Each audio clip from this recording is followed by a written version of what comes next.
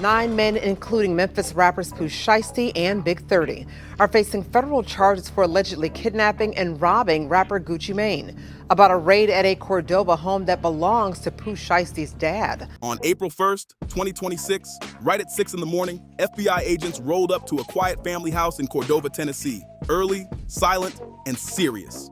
They weren't there for the rapper this time. They came for his father. And when they knocked and started running that federal warrant, everything changed in seconds. Inside that house was his mother, Gladys Baines, watching it all unfold. She saw federal agents walk out with her son's father in handcuffs, while at that exact same moment, her son was getting arrested in a whole different state. Same morning, same case, father and son, both gone just like that. The charges? Robbery and kidnapping tied to a shocking situation involving Gucci Mane, one of the biggest names in trap music, allegedly held at gunpoint inside a Dallas studio. And here's the wild part. Her son was supposed to be on home detention, wearing a federal ankle monitor after just getting out of federal prison 6 months earlier. This Pooh Shiesty story isn't just about crime. It hits deeper. It's about family, pressure, and everything crashing down at once. Today, we're breaking it down from that angle. What really went on? Who was involved? How his mother reacted when everything went public? And what this leaves behind for everyone connected to it. Pooh Shiesty, born Rel Williams Jr., wasn't just another name out of Memphis. He was that guy, the one who broke through, the one who pushed Memphis drill onto the national stage in a major way.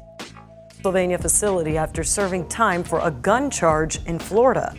Williams was sentenced in 2022 to just over 5 years for conspiring to possess firearms tied to drug trafficking and violent crimes. His attorney confirmed the release, saying he's eager to return to the studio and make new music. His debut mixtape Shiesty Season dropped in 2021 and climbed to number 12 on the Billboard charts. Number 12.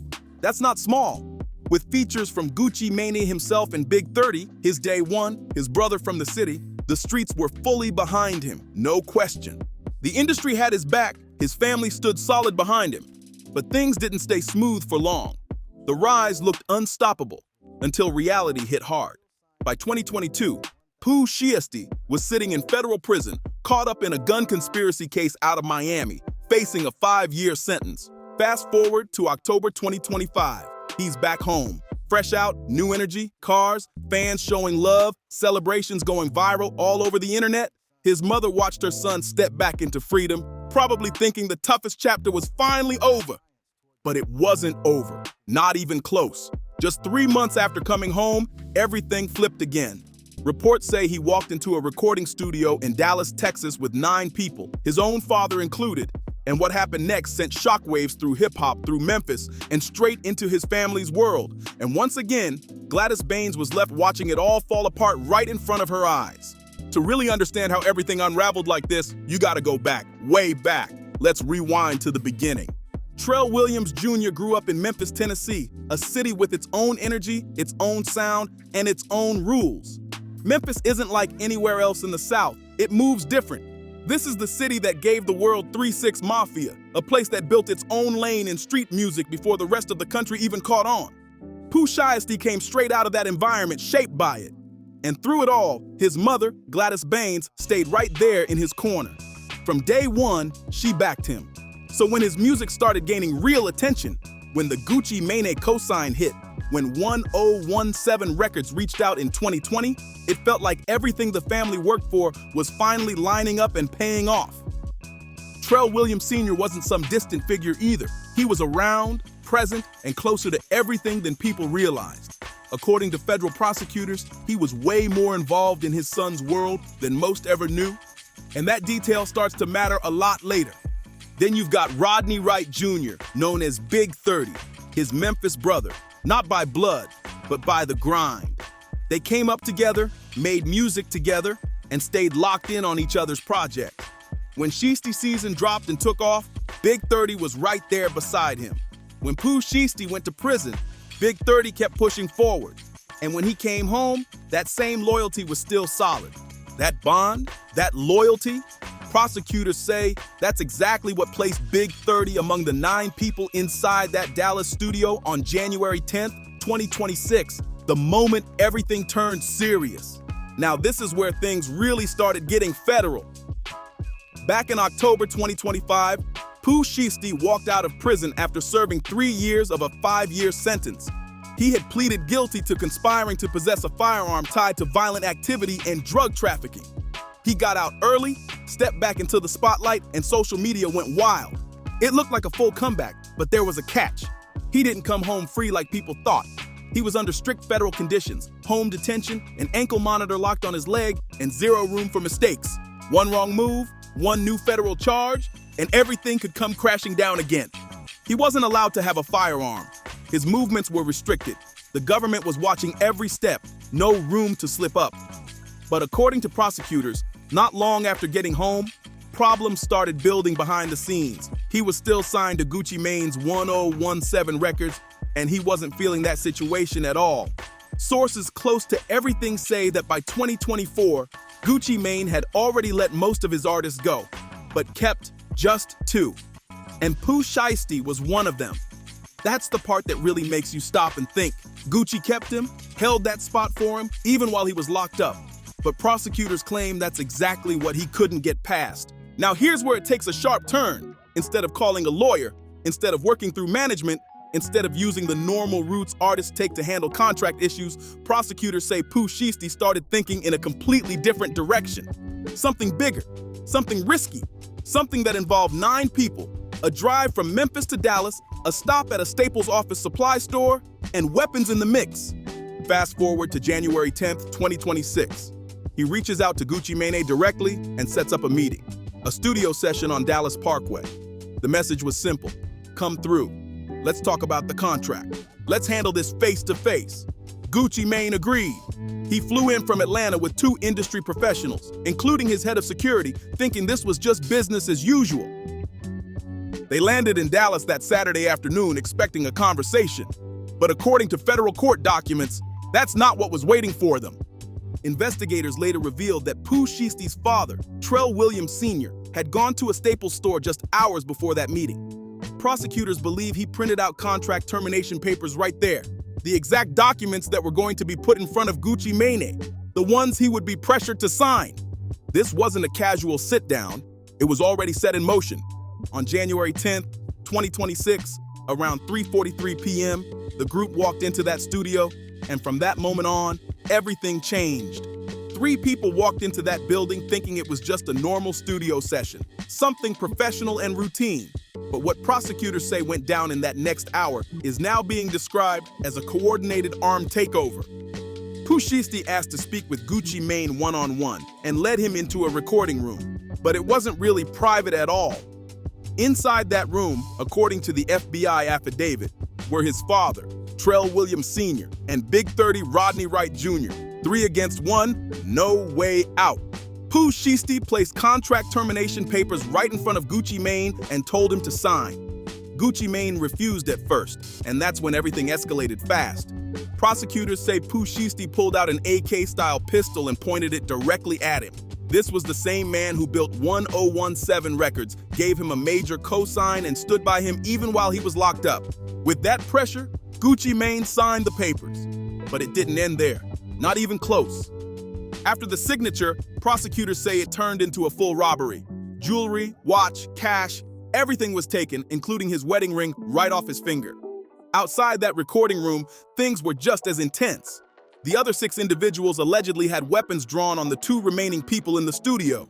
One person, identified as MM in the complaint, was forced onto a couch and had his wallet and jewelry taken. Another, identified as BP, was grabbed from behind and choked until he nearly passed out, then stripped of a Rolex watch, a Louis Vuitton bag, Apple AirPods, and more valuables. And Big 30? Prosecutors say he stood right at the studio door, blocking it with his body. Nobody was getting out until everything was finished. That's how controlled the situation was, according to the case. At one point, according to the criminal complaint, the people inside that studio truly believed they weren't walking out alive. They thought it was over right there on Dallas Parkway in the middle of a Saturday afternoon, just like that. Eventually, they were ordered to leave.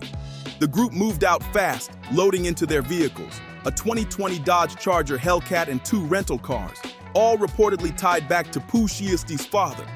Then they drove off like nothing just happened. But it didn't stop there. That same night, they checked into a hotel in Dallas, and within hours, things got even wilder. Multiple co-defendants allegedly started posting on social media, showing off the stolen jewelry, flashing Rolex watches, putting everything online for people to see, basically handing investigators evidence without even realizing it. And when the investigation started, it came down heavy. What made it stand out? A lot of the evidence came straight from the people involved themselves. Pooh Shiesty's ankle monitor told a clear story. It placed him at the studio at the exact time everything went down, directly violating his home detention rules. He was supposed to be at home, but the federal system was already tracking his location in real time. Then came the travel trail. License plate readers reportedly picked up the group's movement from Memphis to Dallas in the days leading up to January 10th. Cell phone records backed that timeline up step by step. Rental records connected the vehicles back to his father. Surveillance cameras everywhere. Footage from the studio, nearby buildings, the Staples store, even the hotel. They say it all captured pieces of the same story, and it gets even more detailed. Investigators reportedly found fingerprints inside the studio, including prints on red plastic cups left behind. Piece by piece, everything started stacking up, building a case that prosecutors say was hard to ignore. Investigators didn't stop there. They matched fingerprints to multiple suspects, stacking more evidence piece by piece. Then came another detail that pushed the case even further: an Apple AirTag. One of the stolen wallets had an AirTag inside it, and that small device told a big story. Its last recorded location? A parking lot right next to an apartment building leased by Trell Williams Sr., the same place where Pooh Shiesty had been staying.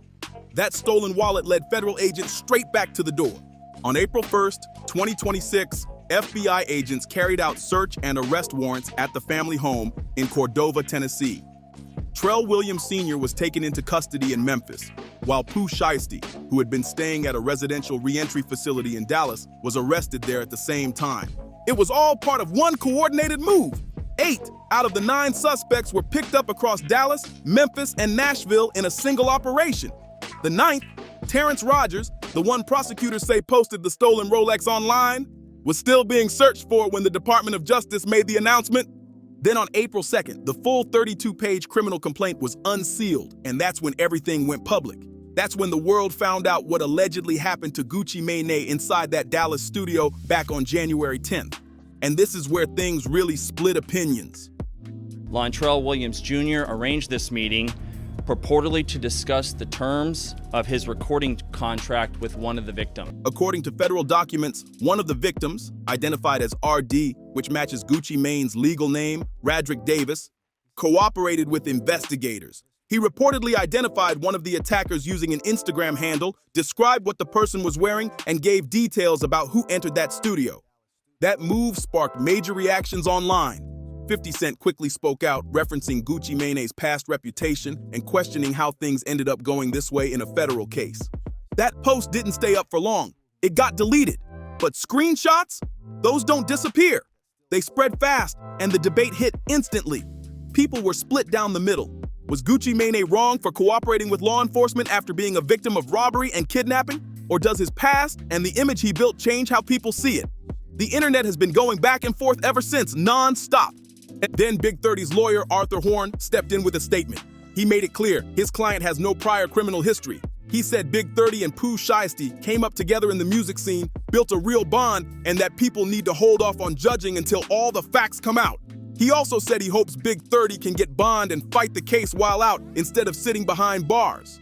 But here's the reality. Every single defendant, all 9 of them, is facing the possibility of life in federal prison if convicted. That's serious pressure. No way around it. Now here's the part that really hits different, and not enough people are sitting with it. Gladys Baines. On the morning of April 1st, she watched FBI agents search her family home. Trell Williams Sr., the father, was taken away in custody right in front of her. At the exact same time, her son, Pooh Shiesty, her firstborn, the one who had just come home 6 months earlier, the one whose release was celebrated by the whole city, was being arrested in Dallas. Same morning, same case, father and son, both gone at once. That's a moment no parent is ready for. She didn't go to the media. No interviews, no press conferences, no cameras. Instead, she went quiet and then went to Facebook. On Wednesday, she posted, It's power in the name Jesus. Just that. A short message focused on faith. Nothing about the case, nothing about the accusations. Then Thursday came, right after the DOJ press conference, after the full story hit the public, after the 32-page complaint dropped and the internet went wild. She posted again. My ears ringing, hashtag keep talking, hashtag blessings on blessings, followed by prayer emojis. And then one more post. I've been blocked, you hating folks, hashtag I'm in. That was it. 3 posts. That's all she gave the public. No long statements, no explanations. Just a mother leaning on her faith while the world kept talking about her family from every angle. And that right there, that silence, those 3 short posts, those prayer hands, say more than any press release ever could. No long speeches, no explanations, just quiet strength while everything around her got loud. Think about what Gladys Baines has lived through. She raised a son who grew into one of the biggest rappers Memphis has ever seen. She watched him hit the top, then get caught up in a federal case right at his peak. She visited him while he was locked up, stayed consistent, stayed present. Then October 2025 comes, he walks out, free again. The internet goes wild, fans celebrating, the city showing love. That moment felt like a reset, like maybe things were finally turning around. And then just 4 months later, 4 months, the FBI is at her door at 6 in the morning and they're taking the father of her child away in cuffs. That kind of moment hits deep. And through all of that, she didn't go public, didn't break down in front of cameras. She stayed quiet, leaned on prayer, and kept it moving. Maybe with a little edge toward people she felt were speaking out of line. Meanwhile, voices across the culture started reacting. YSL. Woody, who knows what legal pressure feels like, went on Instagram looking shaken. He talked about seeing Pooh Shiesty come home, drop a first day out track, and then end up right back in trouble. He said straight up, pride and ego are the real enemies. He added, the cycle stops when the mindset changes. The reactions completely split. Some people agreed with him, others defended Pooh Shiesty, and some started questioning Gucci Mane's role in everything. Even Clarissa Shields backed Woody publicly on X, adding more fuel to the conversation. Everybody had something to say, the whole culture reacting in real time. But through all that noise, Gladys Baines stayed the same, just those prayer posts, no extra words. In this case, it changed everything for real. Pooh Shiesty had a rare position. He had the fan base, the industry support, and a real chance at a second run that most people coming out of federal prison never get. Now that second chance is hanging by a thread, because if convicted, he's facing life in federal prison, right now, at this stage in his life. That could mean the rest of his life, no exaggeration. And for Big 30, who, according to his own lawyer, wasn't the one behind all this and had no prior criminal record, this situation hits different. He built his name through music, stayed consistent, and now the cost of loyalty to one friendship could take everything from him. His future is now sitting in the hands of a federal court in the Northern District of Texas. Then there's Trell Williams Sr., the father. Prosecutors claim he rented the cars, printed the paperwork, and made that trip to Dallas with his son. Now he's facing federal kidnapping charges. He went from being a parent closely involved in his son's career to standing right beside him in the same criminal case. That's a heavy shift.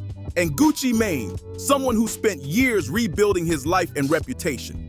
He turned things around, got sober, built 1,017 records into a real business, earned a Grammy nomination, and even told his story of growth and survival. Now he's dealing with what allegedly happened in that studio on January 10th, and everything that came after, including the public reaction when he chose to cooperate. There's a bigger message in all this, whether people want to hear it or not.